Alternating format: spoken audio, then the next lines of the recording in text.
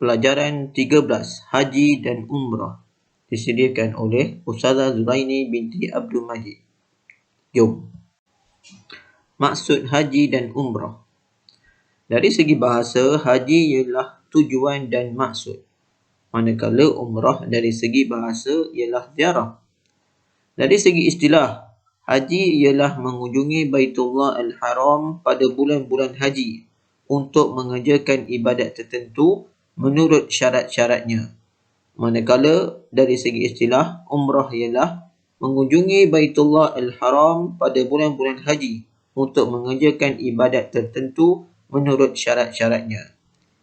Hukum mengerjakan haji dan umrah ialah wajib sekali seumur hidup bagi individu yang mukallaf dan berkemampuan, berdasarkan dalil nakli daripada surah Al-Baqarah ayat 196. Ibadah haji telah difardukan pada tahun ke-5 Hijrah dan bulan-bulan haji ialah Syawal, Zulqa'dah dan 1 hingga 13 Zulhijjah.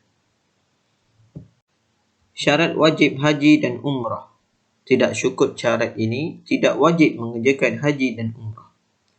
Yang pertama, Islam. Tidak diwajibkan kepada orang kafir. Yang kedua, baligh, cukup umur. Tidak diwajibkan kepada kanak-kanak. Yang ketiga, berakal, iaitu waras dan tidak wajib kepada orang yang gila. Yang keempat, merdeka, iaitu tidak wajib kepada hamba. Dan yang kelima, berkemampuan, istita'ah, iaitu mampu dari segi kesihatan, kewangan dan keselamatan. Istita'ah, 4K, 1P. K yang pertama ialah kewangan, iaitu cukup pembelanjaan pergi dan balik dan cukup nafkah asas bagi orang yang ditinggalkan. K yang kedua iaitu kesihatan, sihat tubuh badan. K yang ketiga keamanan, iaitu aman perjalanan pergi dan balik. Dan K yang keempat iaitu kenderaan, adanya kenderaan pergi dan balik. 1P iaitu khusus bagi perempuan. Yang pertama, mendapat izin suami atau mahramnya. Yang kedua, ditemani oleh isteri atau mahram atau sekumpulan perempuan yang boleh dipercayai.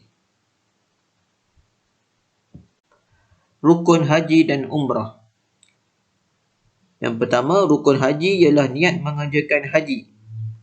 Rukun umrah yang pertama ialah niat mengerjakan umrah. Rukun haji yang kedua iaitu wukuf di Padang Arafah. Manakala tiada rukun wukuf di Padang Arafah bagi umrah. Wukuf di Arafah bermaksud berada di Padang Arafah walaupun seketika bermula dari masuk waktu zuhur 9 Zulhijjah hingga sebelum masuk waktu subuh 10 Hijrah. Rukun haji yang ketiga iaitu tawaf di Kaabah. Sama seperti rukun umrah. Tawaf ialah berjalan mengelilingi Kaabah 7 kali pusingan, bermula dari penjuru Hajarul Aswad dan berakhir di sudut yang sama menurut syarat-syarat tertentu. Rukun haji yang seterusnya iaitu sa'i. Sama juga dengan umrah iaitu sa'i. Sa'i bermaksud berjalan ulang-alik sebanyak 7 kali, bermula dari Bukit Safa dan berakhir di Bukit Marwah menurut syarat-syarat yang tertentu. Rukun haji yang seterusnya iaitu bercukur atau bergunting rambut. Sama seperti rukun umrah, iaitu bercukur atau bergunting rambut. Bergunting sekurang-kurangnya 3 helai rambut dan sunat bercukur bagi lelaki. Rukun haji yang terakhir iaitu tertib pada kebanyakan rukun. Manakala rukun umrah yang terakhir iaitu tertib pada semua rukun, iaitu melakukan perbuatan mengikut turutan. Kita lihat kepada tahallul. Maksud tahallul ialah membebaskan diri daripada larangan yang terdapat semasa ihram haji atau umrah. Bagi umrah, tahallul apabila jemaah selesai bercukur atau bergunting sesudah sa'i. Bagi haji pula, tahallul terbahagi kepada 3. Tahallul terbahagi kepada 2 iaitu tahallul awal iaitu setelah jemaah haji selesai melaksanakan 2 daripada 3 perkara berikut, iaitu yang pertama melontar jamrah kubra, yang kedua tawaf dan sa'i, dan yang ketiga bercukur atau bergunting. Manakala tahallul yang kedua iaitu tahallul tsani, iaitu setelah menyempurnakan semua 3 perkara tersebut. Seterusnya, perkara wajib haji dan umrah. Kalau tidak buat, wajib perlu bayar dam. Yang pertama, bagi haji, niat ihram di miqat. Sama juga dengan umrah, iaitu niat ihram di miqat. Huraiannya, berniat ihram haji atau umrah bermaksud ketentuan tempat atau masa untuk berniat. Miqat makani iaitu ketentuan tempat atau sempadan tempat untuk berniat ihram. Contohnya, Zatu Irkin, Dhul Khulaifah, Bi'ru Ali, Qarnul Manazil, Juhfah dan Yam Lamlam. Miqat zamani iaitu ketentuan masa bagi seseorang untuk berniat ihram haji bermula dari 1 Syawal sehingga masuk waktu subuh 10 Zulhijjah. Manakala bagi umrah, miqat zamaninya ialah ketentuan masa untuk berniat ialah pada sepanjang tahun. Perkara wajib haji yang kedua iaitu bermalam di Muzdalifah, iaitu berada di Muzdalifah selepas tengah malam 10 Zulhijjah hingga sebelum terbit fajar. Perkara wajib haji yang ketiga iaitu melontar 7 anak batu di Jamrah Kubra. Masa untuk melontar adalah bermula selepas tengah malam pada 10 Zulhijjah. Perkara wajib haji yang keempat iaitu bermalam mabit di Mina, iaitu berada di Mina pada malam-malam hari tasyrik, iaitu 11, 12 dan 13 Zulhijjah. Perkara wajib haji yang kelima iaitu melontar 7 anak batu di ketiga-tiga jamrah, iaitu jamrah sughra, jamrah wusta dan jamrah kubra.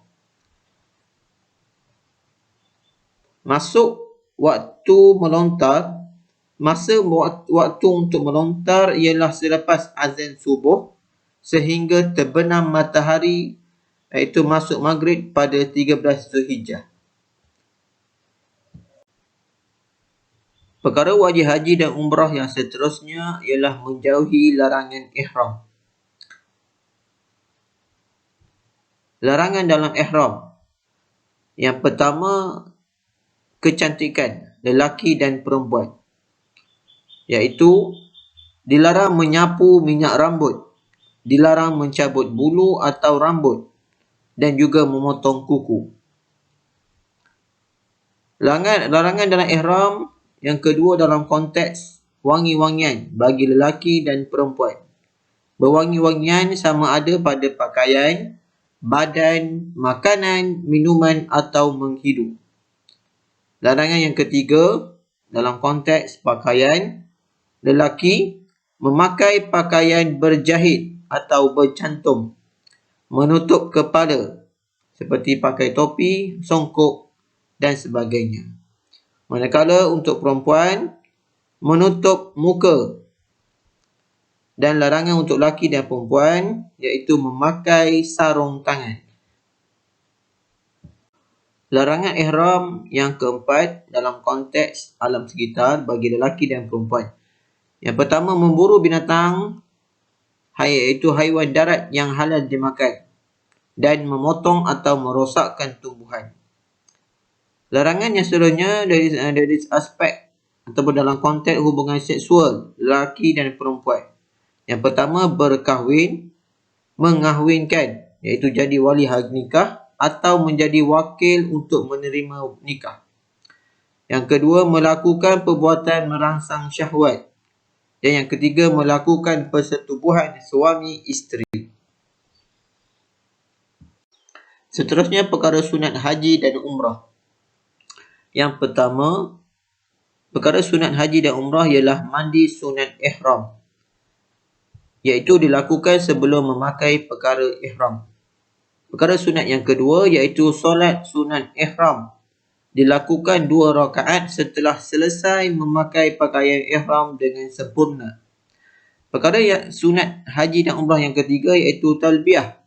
Memperbanyak ucapan talbiyah. Labbaik Allahumma labbaik. Labbaik la syarika lak labbaik. Innal hamda wan ni'mata laka wal mulk la syarika lak.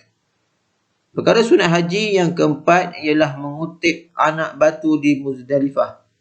Iaitu mengutip 7 anak batu di Muzdalifah pada malam 9 Zulhijjah untuk melontar Jamrah Kubra pada 10 Zulhijjah. Perkara sunat haji dan umrah yang kelima iaitu solat sunat 2 rakaat selepas melakukan tawaf. Sunat dilakukan di belakang makam Ibrahim. Seterusnya kita lihat kepada perbandingan haji dan umrah. Persamaan dari aspek rukun. Bagi haji dan umrah mempunyai tawaf ifadah iaitu tawaf rukun, sa'i dan juga bercukur atau bergunting. Dari aspek perkara wajib, persamaan antara haji dan umrah ialah mempunyai larangan ihram iaitu 5 aspek larangan, dan yang kedua mempunyai mikot makani. Perbezaan ibadat haji dan umrah. Yang pertama, aspek waktu. Haji dikerjakan pada bulan-bulan haji sahaja, iaitu Syawal, Zulkaidah dan hingga 10 Zulhijjah sahaja. Manakala umrah boleh waktu pelaksanaannya ialah pada bila-bila masa sepanjang tahun. Dari aspek rukun, haji ada rukun wukuf, manakala bagi umrah tiada rukun wukuf. Aspek perbezaan yang ketiga iaitu perkara wajib. Bagi ibadat haji, perkara wajibnya ialah melontar 7 anak batu pada ketika 3 jamrah. Manakala bagi umrah tiada melontar anak batu. Yang kedua, perkara wajib haji ialah bermalam di Muzdalifah. Manakala umrah tiada bermalam di Muzdalifah. Yang keempat, bermalam di Mina bagi haji. Manakala bagi umrah tiada bermalam di Mina. Dan yang terakhir, perkara wajib bagi haji ialah melontar 7 anak batu di Jamrah Kubra. Manakala bagi umrah tiada melontar 7 anak batu di Jamrah Kubra.